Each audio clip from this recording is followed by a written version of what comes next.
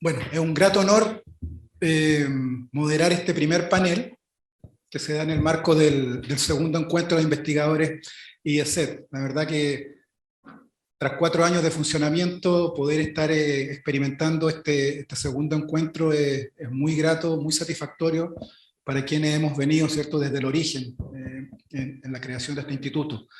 Y más todavía en los tiempos actuales, ¿cierto?, donde estamos viviendo un rebrote del virus que no nos deja tranquilos, pero que afortunadamente nos permite contar con la presencia de una parte importante de los académicos investigadores que forman parte del instituto. Así que les agradezco obviamente su presencia, y especialmente a aquellos que han venido de regiones, ¿ya?, que han hecho un esfuerzo mayor por acompañarnos y por tener este espacio de interacción que siempre es muy necesario. Y lamentamos que no podamos tener más colaboradores, más académicos en este encuentro, pero esperamos que en el próximo las condiciones lo permitan, ¿ya? Hay que ser optimista y positivo en ese sentido. Y en relación a este panel, van a participar en él la doctora Claudia Valderrama, que está acompañándome aquí en la mesa, y también el doctor Bastián Carter, de la Universidad de los Lagos. Voy a presentar brevemente los antecedentes de Claudia, antes de darle la palabra, y acto seguido, ¿cierto?, tendríamos la presentación del profesor Carter, para luego, ¿cierto?, tener un espacio de 20 a 30 minutos de conversación, de diálogo y de preguntas, ¿ya? La doctora Claudia Valderrama es académica del Departamento de Ciencias Sociales de la Facultad de Ciencias Sociales, Artes y Humanidades de la Universidad de Antofagasta. Ella es investigadora asociada del área de gobernanza de organizaciones educacionales del IESET Chile y ha desarrollado diversos proyectos y publicaciones en el área de la gestión de organizaciones de educación superior. Dicho eso, le doy la palabra a Claudia, ¿ya? Así que Claudia, tienes la palabra. Muy bienvenida. Hola, buen día. Me voy a quitar la mascarilla, con cierto temor, sí. Buen día. Como indicaba el profesor, es muy grato para mí estar en esta circunstancia, aun cuando también trabajamos hace bastantes años con algunos integrantes del instituto, particularmente con el profesor Francisco Ganga, aun cuando a partir de esta segunda convocatoria formo parte oficial de él. Bueno, en esta oportunidad quiero compartir algunas alternativas de proyecto para financiar investigaciones. Muchos de ellos ustedes ya lo conocen. Quizás lo importante de relevar en este caso, y que sin duda será parte de la conversación, tiene que ver con las estrategias para lograr la adjudicación de los proyectos. Sin duda, vuelvo a reiterar, no son fuentes nuevas, quizá haya un par que están menos exploradas en el mundo de la investigación, que tienen que ver fundamentalmente, por ejemplo, con el tema de los FNDR, que siempre se le asocia a inversión pública, algunos aspectos también de glosas presupuestarias de los gobiernos regionales, que ya también tienen que ver con cierta capacidad de búsqueda de los recursos y con alianzas estratégicas, y sin duda también las donaciones universitarias. Pero a partir de eso, la primera, por favor. Es importante destacar la investigación o el rol de la investigación en la sociedad actual. Y también esto se potencia de acuerdo a todo lo que ustedes han comentado, los colegas ya previamente, y que tiene que ver con cómo contribuye la investigación a la resolución de los problemas complejos de la sociedad. Y esto también está avalado en el marco también de este nuevo marco normativo que nos regula como instituciones, no solo desde el punto de vista de las universidades estatales, sino que también desde la perspectiva, ¿cierto?, de el aseguramiento de la calidad en la educación superior, ¿cierto?, que tiene que ver con precisamente aquella ley y que fortalece el rol de la investigación. A raíz de los conocimientos que se derivan de la investigación y la particularidad que tiene la investigación para efectivamente aportar a este cambio que se debe desarrollar en la sociedad. Entonces, aun cuando puede hacer algo que está discutido o que está ahora en la palestra, es absolutamente relevante reforzarlo. Y eso también sabemos que en las últimas décadas, sobre todo también asociado al desarrollo institucional, que es una mirada un poquito más estratégica de los proyectos y de la investigación en sí, que no solamente, o sea, sin duda contribuimos a la resolución de esos problemas complejos de la sociedad, pero también el rol que nos cabe como instituciones de educación superior y que tiene que ver precisamente con ese posicionamiento que nosotros contribuimos para nuestra propia institución de la cual formamos parte en el sentido, ¿cierto?, de el prestigio que éstas tienen o que le podemos generar con el desarrollo y la ejecución de estos proyectos y cómo estos se articulan desde la mirada también de la gobernanza universitaria, puesto que es una línea también de desarrollo estratégico de las propias instituciones. Entonces, desde esa perspectiva también los proyectos agregan valor en el contexto de la gestión institucional. Precisamente a través de eso que les acabo de comentar, los proyectos también buscan ser un agente y un motor de cambio al interior de las instituciones y como desde la investigación y en este caso en particular del área que yo formo parte en el instituto que tiene que ver con la gobernanza universitaria, le podemos agregar valor generando conocimiento para potenciar la gestión de las propias instituciones de educación superior, pero también cómo contribuimos a la sociedad con el mejoramiento, ¿cierto?, de la gestión y a propósito de lo que hablaba el profesor en la conferencia inaugural, cuando hay factores relevantes que tienen que ver con la importancia de la educación en la gestión en general, en la política pública y también es un factor relevante que tenemos que considerar cuando nosotros presentamos proyectos, porque efectivamente uno puede ver, incluso para quienes somos de regiones, que precisamente la educación no es un factor importante para priorizar en la adjudicación de proyectos. Entonces, ese elemento es fundamental para nosotros como investigadores, cómo creamos la estrategia más adecuada para presentar el proyecto y que realmente sea de interés de las otras fuentes de financiamiento más allá de estas fuentes tradicionales que nosotros conocemos. La siguiente, por favor. Bueno, en razón de eso mismo y de este contexto bastante cambiante en el cual nosotros nos encontramos, dado precisamente de lo que ha sido definido, ¿cierto?, desde el año 2016, como esta cuarta revolución industrial, esta industria 4.0 que se nos viene cada vez más compleja y a propósito que ha sido también acelerada a raíz de las circunstancias sanitarias en la cual nosotros nos encontramos, cómo estas demandas las articulamos con el desarrollo de los proyectos. Si bien por una parte todo este contexto tensiona nuestro actuar, también se vuelve una oportunidad para el desarrollo de nuevas líneas de trabajo, nuevas líneas de investigación y, ¿por qué no?, en una propuesta de innovación concreta para las propias instituciones en todos sus niveles, sobre todo en el tema de educación, que como ya se ha visto y se ha conversado previamente también, es una de las bases del desarrollo de los países. Entonces, desde esa perspectiva también es importante tener presente la contribución que podría generar el propio instituto y desde la mirada ya a lo mejor un poco más profesional y específica en el ámbito de la administración pública, que es mi disciplina inicial, ¿cierto?, se vuelve relevante para el desarrollo de las instituciones. Si nosotros vemos las instituciones que a hoy se vuelven exitosas, tienen una capacidad particular a propósito de lo que comentábamos, que es la industria 4.0 o la cuarta revolución industrial, que es su capacidad de adelantarse al cambio. Ya en las nuevas teorías uno sabe que esta adaptación al cambio es un proceso ya, una mirada con ciertos rezagos.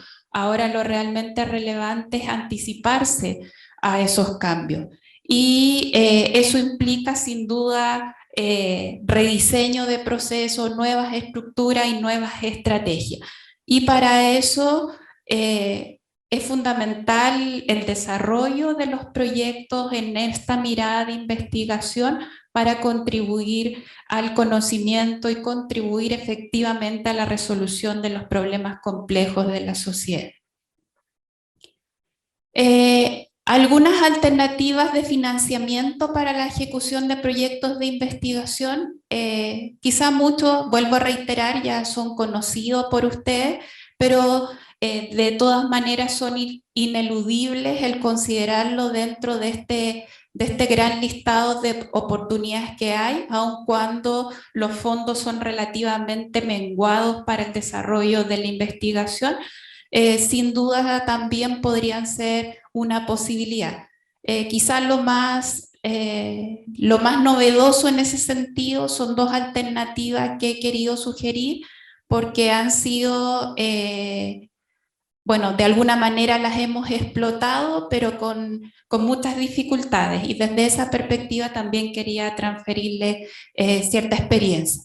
Bueno, la siguiente, bueno, ustedes, esto lo vamos a pasar muy rápido porque ya ustedes son expertos en el desarrollo de proyectos del área de Fondesit. Bueno, está el tema del concurso regular, ¿cierto? Que ustedes saben que que promueve la investigación científico-tecnológica avanzada en áreas, en todas las áreas, aun cuando ya ha sido comentado previamente que el área de educación no tiene un protagonismo relevante en ello, pero lentamente quizás ese aspecto podría ir modificándose. El anterior, por favor. Hay un nuevo estado de adjudicación de acuerdo a los puntajes de los proyectos que ha sido implementado en los últimos concursos y que tiene que ver con que son aprobados con financiamiento, sin financiamiento ya definitivamente son rechazados. He querido sugerir algunas fechas para la última convocatoria con el fin que se puedan considerar y se tenga una batería de posibilidades en el caso de que se cumplan también los requisitos que no son menos exigentes para su desarrollo. Ahora sí, la siguiente está el Fondesit de iniciación, que como ya ustedes también lo habían indicado, a propósito de lo que indicaba el profesor, ¿cierto? Es para investigadores más bien de carácter Nobel, con proyectos que puedan durar hasta un máximo de 3 años. Y las fechas de la última convocatoria son las que ustedes pueden ver allí, y el monto máximo anual es de 30 millones de pesos que se puede adjudicar. La siguiente, el Fondesit Postdoctorado. Bueno, sin duda tiene que ver con la inserción de académicos con grado de doctor en la academia y para el desarrollo también con grupos de investigación mayormente consolidados. Su duración es de 2 a 3 años y el monto máximo anual para esta última convocatoria fue de alrededor de 27 millones de pesos. Los FONDES, que es el Fondo de Fomento al Desarrollo Científico y Tecnológico, acá tiene una mirada más bien de potenciamiento y de mayor pertinencia con lo que comentaba previamente, que tiene que ver con el desarrollo de la economía y el mejoramiento de la calidad de vida de las personas, y lo que busca también dice relación con la articulación entre el sistema en sí de educación y las diversas instituciones en general, tomando en cuenta bastante el modelo de la quinta hélice, o sea, que son todos los actores vinculados para el desarrollo de investigación aplicada. O sea, eso quiere decir que pasa por los distintos ámbitos de la sociedad. Las principales líneas de acción tienen que ver con proyectos de investigación y desarrollo aplicado y generación de capacidades de emprendimiento basada en investigaciones innovadoras, que toma como principal también desarrollador de los proyectos a los estudiantes, tanto de pregrado como de posgrados y egresados también de las distintas universidades. Los dos instrumentos que se utilizan, uno el FONDEF de valorización de la investigación en la universidad, que buscan desde la etapa, ¿cierto?, de formación de los estudiantes, ya sea en su nivel de pregrado o posgrado, generar alternativas de emprendimiento. Las fechas de apertura, marzo, y de los concursos generalmente mayo. Esto se ha ido modificando en estas últimas etapas por lo que tiene que ver con la misma pandemia. Tiene dos etapas: el plan de trabajo y el plan de negocios, y el acuerdo sobre propiedad intelectual del trabajo desarrollado, que es un plan que se realiza en 3 meses.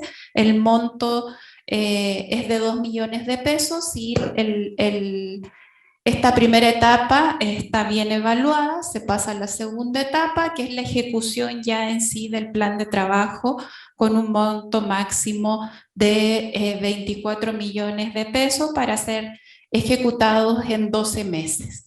En general, los postulantes son alumnos de tesis, pero se requiere el patrocinio de un profesor guía que tiene que comprometer el 10% de su jornada laboral, y esto con el patrocinio de la institución.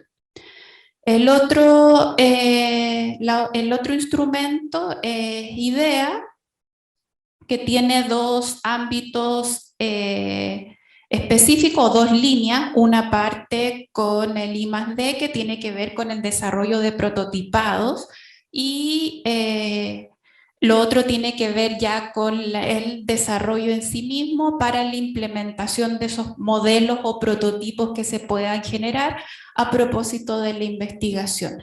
La estrategia está en cómo hacemos conversar lo que desarrollamos nosotros, que tiene que ver con aspectos más bien, ¿cierto?, asociados a la educación, cómo convertimos esos modelos, esos prototipos. Por ejemplo, hemos trabajado nosotros desde el punto de vista de las estrategias para generar prototipos a través de el modelo STEM de enseñanza. Entonces ahí generamos prototipos en el modelo y hacemos la implementación curricular, por ejemplo, en el aula de esos modelos, para de alguna manera conciliar lo que pide el fondo con lo que es la implementación en sí misma, ¿cierto?, de la innovación o el trabajo en educación que se pueda desarrollar, porque no es fácil articular única y puramente a lo mejor las propuestas educativas en razón de fuentes que de alguna manera son concebidas desde el punto de vista un poco más científicos, por llamarlo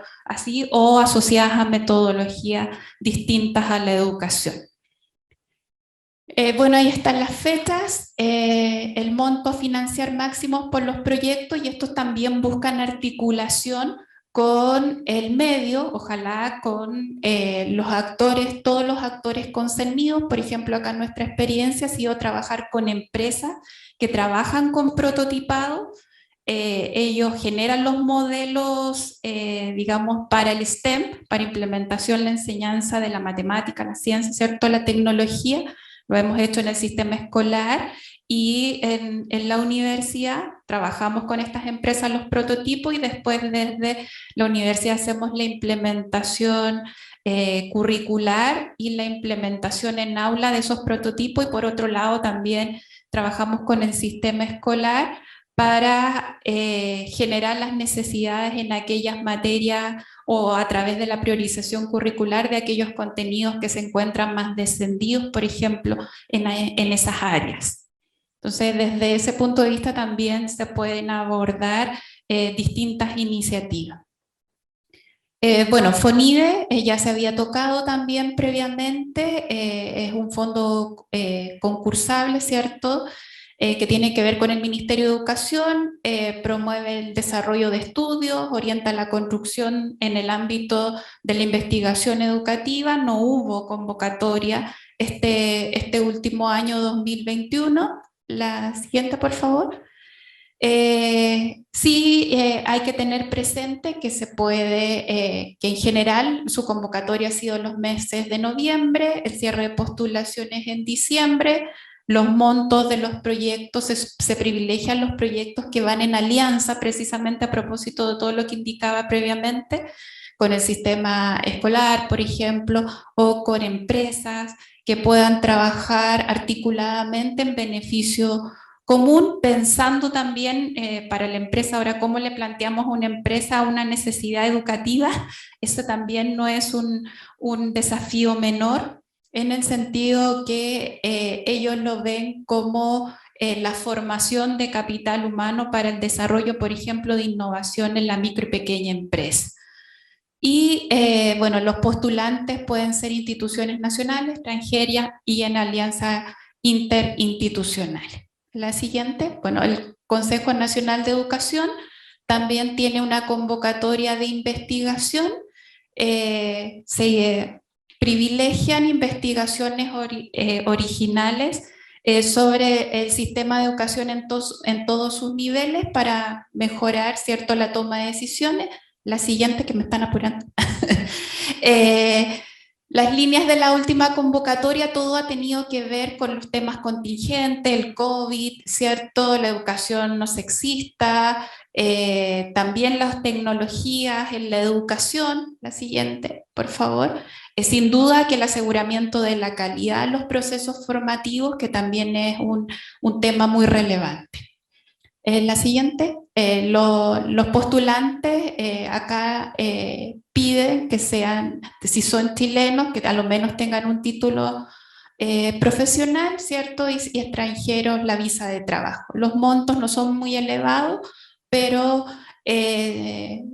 puede ser un indicador de base para partir con trabajo articulado, por ejemplo, entre todos acá los colegas. La siguiente, bueno, la otra fuente, ¿cierto?, que tiene que ver ya con instancias de reflexión sobre los procesos de aseguramiento de la calidad en el sistema de educación superior, que es el de la Comisión Nacional de Acreditación. La siguiente. Hay distintas líneas de investigación que sin duda tienen que ver con este aspecto, y también la investigación y la carrera docente propiamente tal como un área que se privilegia en las carreras de pedagogía.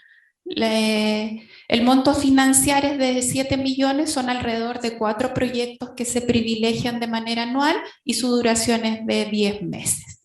La siguiente, el otro alternativa de financiamiento que quizá todos han tenido la oportunidad de alguna manera de involucrarse con él, que son los fondos de innovación para la competitividad regional. En todas las regiones se desarrolla, aun cuando hay algunas regiones que no tienen convocatoria desde hace un par de años. Esto tiene que ver de manera directa con las estrategias regionales de desarrollo y las estrategias de innovación. Ahora, ¿cómo presentamos las dificultades educativas como un tema central? Bueno, eso depende de las líneas que hayan sido priorizadas desde las propias estrategias regionales de desarrollo. En general, los proyectos dependen de las líneas, las bases de trabajo, pero pueden ir alrededor de 1 a 3 años. Los montos son diversos.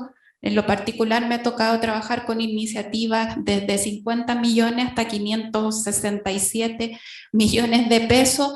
Pueden ir en 1 año, en 2 años, hasta un máximo de 3 años. Todo depende de las bases y cómo se presenten estos proyectos. Las fechas de convocatoria dependen de cada región y de cómo ellos también, y los fondos que están destinados a este concurso también tiene que ver con el presupuesto regional. Lo otro son las glosas presupuestarias de los gobiernos regionales, que esto en general prácticamente nosotros no lo hemos explotado mucho. ¿Cómo se trabaja con estas glosas presupuestarias? Por lo menos en la experiencia nos ha tocado articularlo directamente con el propio gobierno regional, cuáles son sus prioridades y cómo desde la universidad podemos atender esas prioridades para el desarrollo de nuestro trabajo. Pero, sin embargo, sin duda que la educación y la investigación no es una prioridad. Por lo tanto, de alguna manera la estrategia es decirlo, llamarlo malamente, disfrazar el desarrollo de la investigación, ya para poder atender esos requerimientos en general. Se negocian de común acuerdo, se desarrolla un proyecto, el que tiene que pasar por todos los canales correspondientes, ¿cierto? Y someterse al Sistema Nacional de Inversión. Lo otro también desde el punto de vista del Fondo Nacional de Desarrollo Regional es un proyecto, o sea, ustedes lo conocen, es una instancia de financiamiento regional que privilegia el desarrollo de la infraestructura, el equipamiento. Sin embargo, en la siguiente lo quise poner, sin embargo, tiene la posibilidad de desarrollar estudios, pero estos estudios también son de alguna manera armados estratégicamente con los actores concernidos desde el punto de vista de la política pública, ya sea a través del gobierno regional, con el apoyo, por ejemplo, de la Seremía de Educación o de los establecimientos educacionales y de la propia universidad, sin duda. Y lo último que quiero tocar para poder cumplir con el tiempo tiene que ver con otra alternativa de financiamiento que lo permite la ley de donaciones a universidades e institutos profesionales. Este también no es un aspecto que se explota en demasía. Acá se trabaja, sin duda, que uno tiene que tener alguna alianza estratégica con alguna empresa, porque es la empresa que a través del descuento de tributos es el incentivo para ellos, pueden donar a la universidad para el desarrollo de ideas específicas. Ahora también es difícil negociar con esa empresa cómo la educación y la investigación puede ser una necesidad para ellos, porque acá también hay ciertas restricciones, por ejemplo, no pueden haber contraprestaciones, ellos no pueden invertir y uno después satisfacer las necesidades, hay restricciones al respecto. Pero en general tienen que ser donantes de primera categoría, tienen que cumplir con sus impuestos para que después esto se le pueda descontar. La siguiente, por favor. Son las universidades, los institutos reconocidos por el Estado públicos y privados, y los destinos de la donación también tienen que ver con inmuebles, equipamiento, y particularmente hay un ítem que menciona el financiamiento de proyectos de investigación.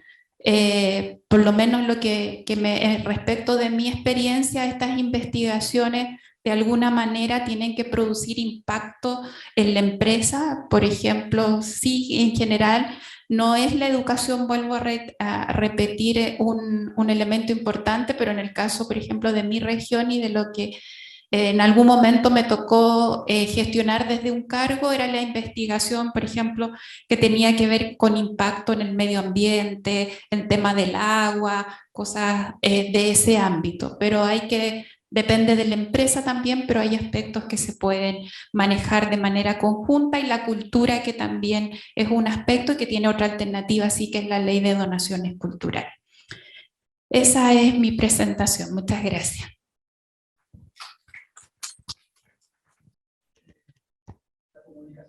Profesor Bastián. Ya estoy. Tiene la palabra.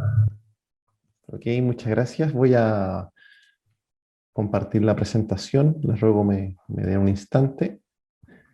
Y si por favor me pueden señalar si consiguen ver la presentación como tal. Bueno, en primera instancia, saludarlas a todas, a todos. Buenas tardes.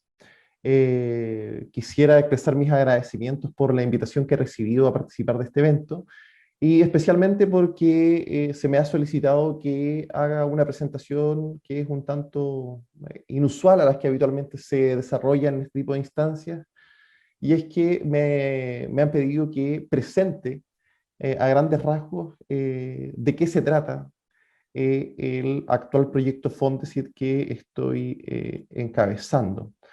Tal como puede observarse en la presentación, este proyecto tiene que ver esencialmente con la formación de profesores para contextos de inmigración, y se centra en términos principales en una propuesta de investigación y acción participativa para el desarrollo de la competencia intercultural en estudiantes de educación física. Por tanto, lo que voy a plantear a continuación no solo tiene que ver con aspectos investigativos, con lineamientos investigativos, sino que también tiene que ver con una declaración, ¿cierto?, ética y política también respecto a cómo entender los procesos de investigación y cómo construir relaciones en los contextos educativos. Y es que la inmigración, el fenómeno migratorio en Chile, actualmente resulta innegable que se trata de un fenómeno instalado que ha llegado para quedarse, pero a su vez también ha ido instalando relatos, discursos, ¿cierto?, que en ocasiones la presentan como un fenómeno negativo para el desarrollo social y cultural del país, y por tanto muchas veces existen posiciones dicotómicas ante la inmigración, ¿no? Actualmente la inmigración en Chile ha superado incluso las cifras que vemos allí, estamos alrededor del 7,5%, ¿no? Y todo ello se ha dado, ¿cierto? Todo este crecimiento, si bien ha venido a iniciar con fuerza desde el retorno a la democracia, se ha consolidado y se ha desarrollado exponencialmente, sobre todo en la última década, ¿no? Muestra de ello son el volumen de visados, yo creo que estamos hablando solo de inmigración legal, que se han solicitado para residir en el país, ¿no? Y precisamente como parte de todo este fenómeno migratorio, efectivamente, como mencionaba hace un instante, se han desarrollado una serie de eventos negativos, algunos más recientes que otros, que tienen que ver con prácticas, discursos, relatos que en alguna u otra medida visualizan o comprenden la inmigración como una amenaza, ¿no? E inclusive durante la pandemia comprenderla como una amenaza para la salud pública, ¿no? Esta orden de civilización o barbarie, ¿no? Muchas veces la inmigración es comprendida como aquello, ¿no? Ataques a centros educativos como jardines infantiles, lo que ha ocurrido en Quique a finales del año pasado y que es un fenómeno en desarrollo, no porque los medios de comunicación hayan dejado de cubrirlo significa que lo que allí ocurría haya dejado de pasar, ¿no? Ahora, esto resulta,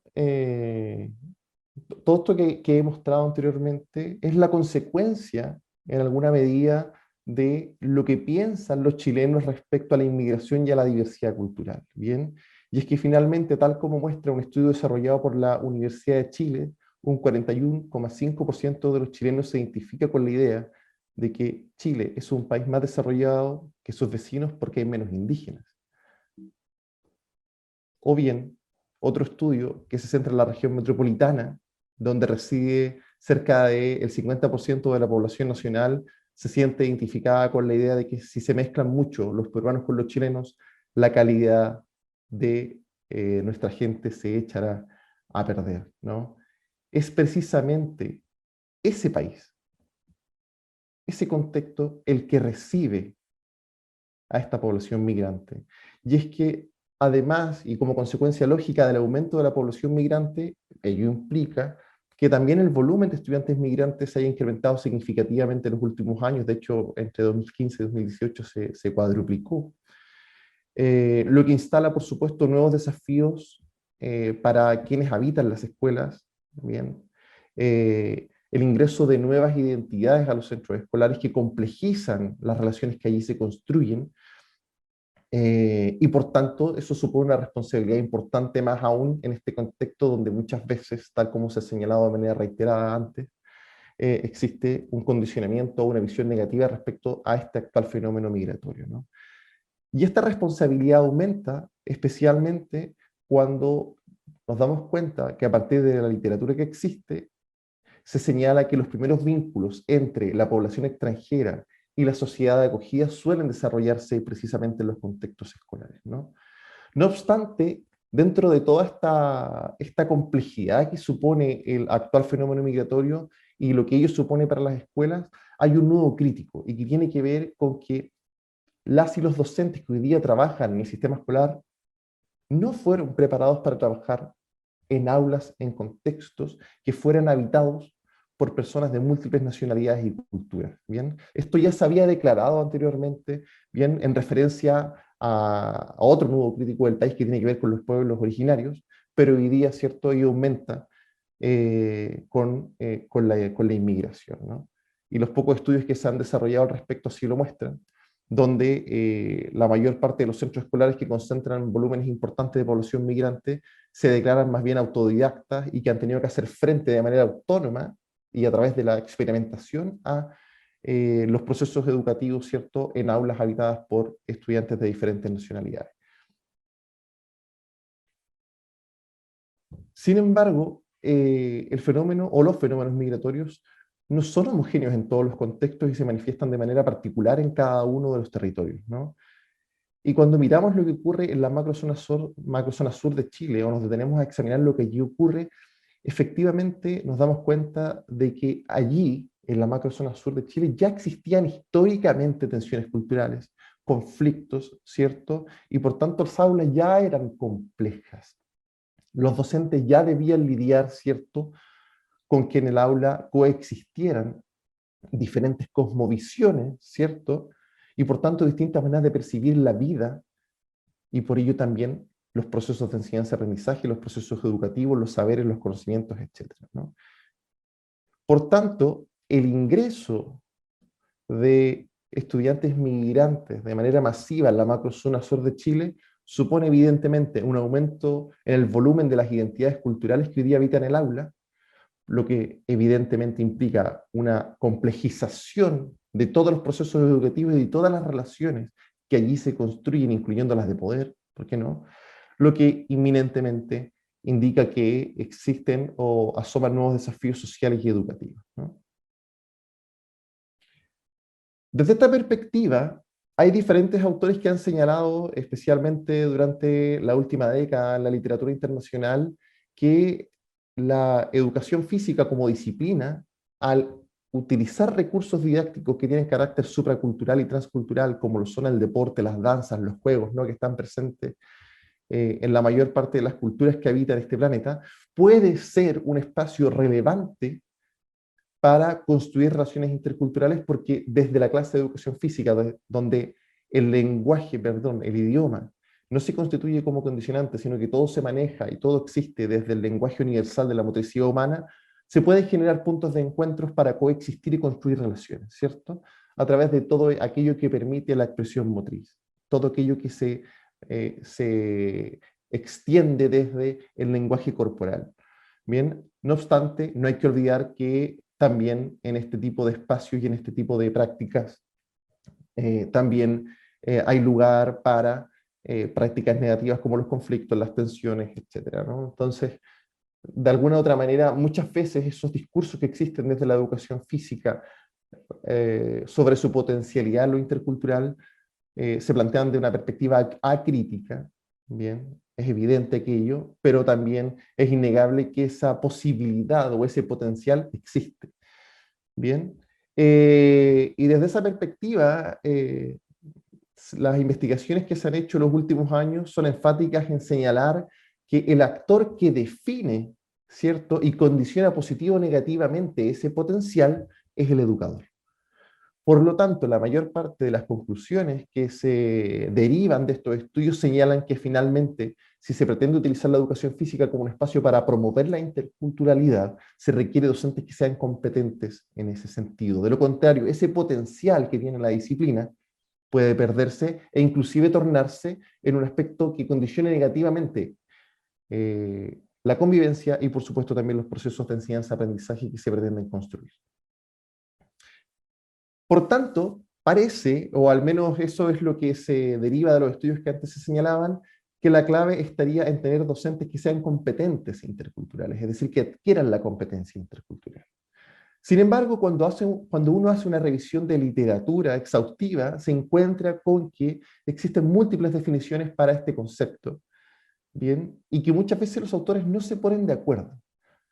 Sin embargo, en el año 2019, Nielsen, que es el autor que aparece aquí citado en la parte inferior de la diapositiva, realizó una revisión sistemática con metaanálisis, donde a partir de las distintas coincidencias que existen entre los autores, logra establecer que finalmente la competencia intercultural tiene que ver con un conjunto de habilidades que permiten a su vez construir actitudes y relaciones positivas con otras identidades culturales, esencialmente desde la empatía, la no discriminación y el conocimiento o el reconocimiento mutuo, ¿no? Entonces estaríamos hablando de docentes que tengan esas cualidades. Bien. Ahora bien, cuando uno hace una revisión de la literatura internacional de cuáles son las experiencias exitosas donde se ha desarrollado la competencia intercultural o cómo se ha logrado formar docentes que efectivamente hayan logrado gestionar ambientes interculturales de manera positiva, nos encontramos con que la literatura es enfática en expresar que en primera instancia es fundamental desarrollar la competencia intercultural porque los entornos culturalmente diversos son cada vez más frecuentes y los flujos de población han llegado para quedarse como parte del mundo globalizado que hoy habitamos, que está interconectado, que resulta realmente significativo y relevante fomentar la educación intercultural en los centros educativos y para ello requerimos, ¿cierto?, de profesores y profesoras que estén formados en ese sentido, porque de lo contrario, si aquellos que están destinados a liderar la función pedagógica dentro del aula no están formados al respecto, será muy difícil, bien, que tengamos ciudadanos, ¿cierto?, que estén preparados para convivir con la diversidad cultural y por tanto para lo que implica la ciudadanía hoy día en términos globales, ¿no? Por tanto, se requiere docentes que sean capaces de encarnar una pedagogía que sea culturalmente receptiva. Ahora, cuando se revisan los estudios que hay de intervención respecto a la competencia intercultural en el campo de la educación física a nivel internacional, nos encontramos con que existen escasos estudios, la verdad, pero en su mayoría son experiencias positivas, bien, de orden cualitativo y cuantitativo, a nivel escolar y a nivel universitario, bien. En primer lugar, todos los estudios son concluyentes de que el incorporar la competencia intercultural durante la formación inicial del profesorado de educación física demuestra impactar positivamente en diferentes aspectos. En primer lugar, en la actitud de los futuros docentes hacia la diversidad cultural. En segunda instancia, se demuestra que hay una mayor sensibilidad de estos egresados y empatía hacia las diferentes culturas. En tercer lugar, que la capacidad de estos docentes para actuar como agentes de integración queda visible, ¿bien? Es decir, esa competencia se moviliza. En cuarto lugar, que estos docentes que participan en programas de adquisición de la competencia intercultural desarrollen habilidades concretas para generar ambientes interculturales. Bien, es decir, no por la sola presencia de estudiantes de diferentes culturas en el aula, el ambiente es intercultural, no, tiene que existir ese intercambio y esa reciprocidad en el legítimo derecho de ser distintos, ¿no? Y como quinto punto relevante y como acuerdo entre todos estos estudios, se demuestra que la mayor parte de los docentes que adquieren esta competencia son capaces de fomentar el desarrollo de todas las identidades presentes en el aula. Es decir, en ese intercambio, en ese desarrollo de la interculturalidad, no se produce simple y llanamente esta lógica del intercambio donde muchas veces las relaciones son jerárquicas y quienes son parte de la cultura hegemónica tienden a homogeneizar al resto. No, hay un intercambio, ¿cierto? Sin perder la propia identidad, ¿no? Desde esta perspectiva, entonces, cuando analizamos estos antecedentes que anteriormente se han expresado sobre la literatura y la realidad que hoy día ocurre con el fenómeno migratorio en los centros educativos de la macrozona sur de Chile, nos damos cuenta que una respuesta coherente a todo lo que se describe es incorporar la competencia intercultural en los centros educativos y en la formación del profesorado de esta especialidad. No obstante, cabe preguntarse qué ocurre actualmente en Chile al respecto. Y la verdad de las cosas es que nos encontramos con que el Ministerio de Educación publicó una política nacional de estudiantes extranjeros y algunas orientaciones técnicas, bien, y digo técnico porque obedecen también a una racionalidad bastante técnica, que son los únicos dos documentos oficiales en términos ministeriales que han recibido los centros educativos para orientarse respecto a cómo trabajar frente al fenómeno migratorio. Y sorpresivamente, a pesar de lo relevante que es la temática de la formación docente, en ningún punto de estos dos documentos se aborda el desafío de la formación docente. ni inicial ni permanente. Y eso es preocupante, especialmente si tenemos en consideración el enorme volumen de literatura que señala lo fundamental que ello resulta. Abajo, en la parte inferior de la diapositiva, señalo algunos ejemplos actuales, ¿bien? Y hay mucha más literatura, por supuesto, al respecto, ¿bien? Y ello es preocupante porque finalmente un docente sin las competencias para trabajar en este tipo de contextos puede condicionar negativamente, tal como aparece expresado en la diapositiva, los procesos de enseñanza-aprendizaje, dificultar la convivencia y, por supuesto, pauperizar culturalmente a las identidades que son minorías, ¿no?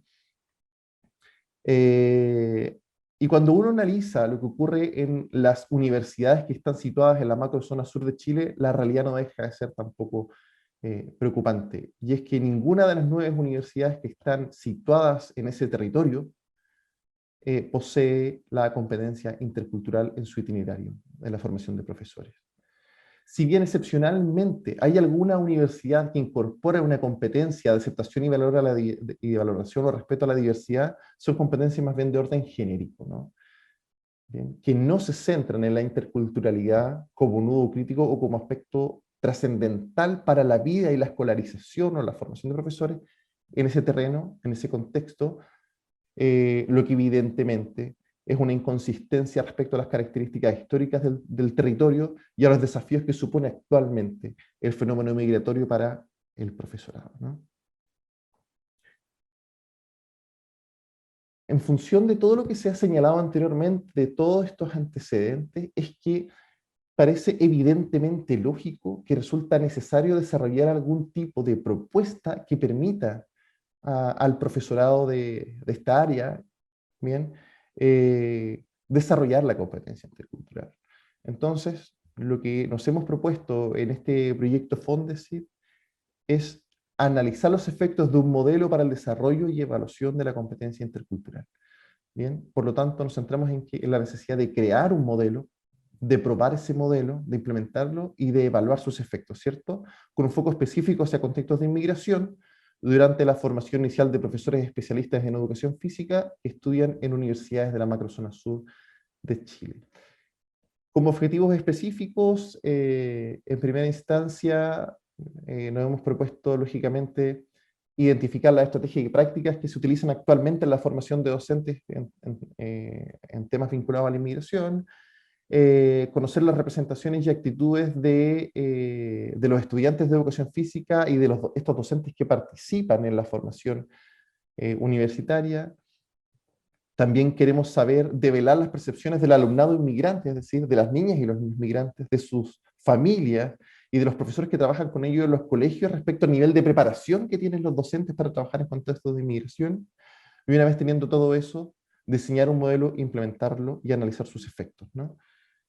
Que es precisamente lo que se expresa de manera más clara aquí, donde se expresan, valga la redundancia, las fases del proyecto, ¿no? Que tiene que ver primero con realizar un diagnóstico participativo, bien, con todos los actores, es decir, estudiantes universitarios, profesores universitarios, los centros educativos, los niños, las niñas y sus familias, ¿no? ¿Por qué tomamos esta decisión o por qué este posicionamiento? Porque entendemos que la única posibilidad de construir propuestas que permitan realmente la superación de nudos críticos como este es a través de lógicas participativas y democratizantes que otorguen voz, legitimidad y dignidad a todos los actores que forman parte del problema. ¿Bien? Y ello implica superar esta mirada, ¿cierto?, o esta lógica tradicional en la cual las universidades vamos y le decimos a los actores que conocen mejor que nosotros su realidad lo que tienen que hacer.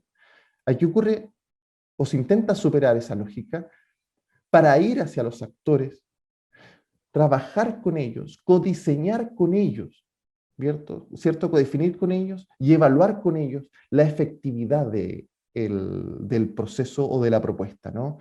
Por tanto, primero diagnosticamos y construimos un modelo, ese modelo, una vez diseñado y validado por todos los actores, ¿bien?, de las distintas universidades y centros que participan del proyecto, se implementa y posteriormente se evalúa.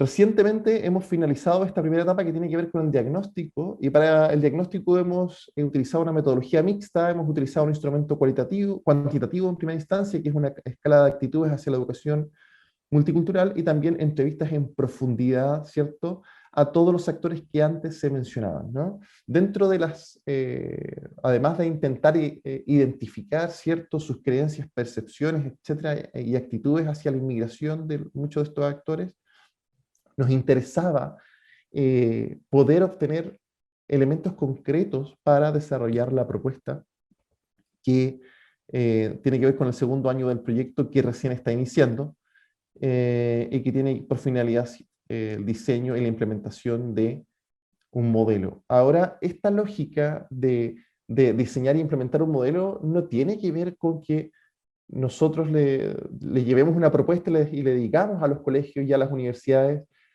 miren, esto es lo que pudimos construir a partir de lo que ustedes nos contaron, y ahora se va a implementar. No. Se lleva una primera propuesta, se somete a los grupos de discusión que aparecen aquí expresados en pantalla, la propuesta se mejora, se vuelve a someter a los grupos de discusión hasta obtener una validación que deje satisfecho y satisfecha a todos los actores que forman parte del proceso. Y también se abre la oportunidad de hacer entrevistas informales con informantes clave, con el objeto de poder ir mejorando permanentemente todo aquello que resulte necesario de este proceso. Y ya como tercera etapa, tal como señalaba anteriormente, para valorar, ¿cierto? Bastián, ¿Sí? Bastián, te quedan 3 minutos para que trates de ir cerrando. Sí, alcanzo a cerrar sin problema, muchas gracias. Y como última etapa, simplemente señalar que lo que se pretende es valorar el impacto de este modelo, y para ello, de manera lógica, en este sentido del pre-post, volvemos a repetir en términos metodológicos las mismas técnicas e instrumentos de recolección de datos para verificar efectivamente si hay cambios o no, y en qué sentido respecto a la competencia intercultural, ¿no? Y simple y llanamente para cerrar, yo les comentaba hace un instante que la etapa de diagnóstico recién terminó, estamos ahora iniciando el proceso de análisis de los datos, pero quisiera compartir con ustedes algunos resultados preliminares muy brevemente de algunas cosas que ya nos han ido llamando la atención. Son resultados muy en bruto, meramente descriptivos, pero creo que pueden ser interesantes de compartir. Dentro, por ejemplo, del cuestionario que se aplicó, hay una pregunta que dice: ¿los niños de diferentes minorías étnicas o inmigrantes progresarían más de acuerdo con sus posibilidades si estuvieran en escuelas de su propia etnia? Y aquí nos encontramos con la sorpresa de que la mayor parte, en los estudiantes de educación física, los académicos de universidad y en los profesores del sistema, se tiende a relativizar, ¿cierto?, en la mayoría de los casos esta afirmación, porque responden con la opción 3, que en este caso sería ni de acuerdo ni en desacuerdo, ¿no? Es esta opinión neutral, ¿no? Lo que en estricto rigor podría significar una relativización, ¿cierto?, de las posibilidades positivas de la interculturalidad. Y aquí tenemos una cita textual, ¿no?, de un profesor o profesora del sistema, preferido dejarlo como neutro para proteger las fuentes, pero dice: yo me cuestiono, en el fondo somos muy diferentes a veces. Entonces siento que en algunas situaciones los perjudicamos en referencia a los niños de otros países, porque las clases son distintas a lo que ellos estaban acostumbrados, y tampoco puedo estar cambiando todo por estos estudiantes, porque también terminaría perjudicando a mis otros alumnos, ¿no? Es decir, se relativiza los beneficios de la interculturalidad, y existe ahí una duda permanente respecto a esto, si realmente hay beneficio de trabajar con distintas culturas en el aula, ¿no? Otra pregunta que nos llamaba la atención respecto a sus respuestas tiene que ver con la pregunta 13, que dice: ¿las clases con niños de diferentes minorías étnicas o nacionalidades favorecen la innovación educativa y estimulan a los profesores la investigación de nuevas metodologías? Y aquí es evidente que los estudiantes, los académicos, los profesores del sistema comparten, ¿cierto?, esta lógica. Hay una errata, perdón, es 50 y tanto por ciento en el caso de los estudiantes de educación física. Comparten, ¿cierto?, que efectivamente en la nueva realidad que tiene que ver con con la multiplicidad de culturas en el aula, invita a cambiar la forma de trabajar y por tanto revela efectivamente que se requieren nuevas competencias, ¿no? Ya con esto voy casi terminando, ¿eh?